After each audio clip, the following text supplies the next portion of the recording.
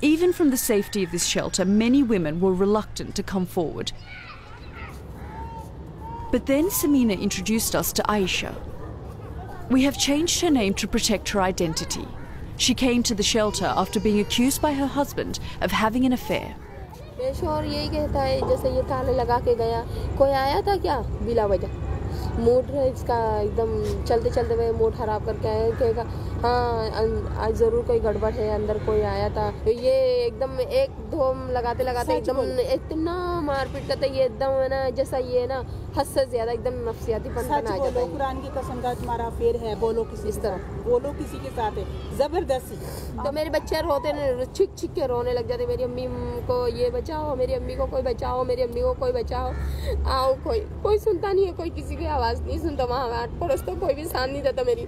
मैं कहती हूँ अल्लाह वास्ता, अल्लाह रसूल के वास्ता मुझे कोई भी इससे तुम लोग मुझे इससे जान छुड़ा लो। मैं सिर्फ अलग से जिंदगी करने चाहती हूँ, मैं इस तरह की जिंदगी नहीं करनी चाहती हूँ। बस मेरी यही कहानी है।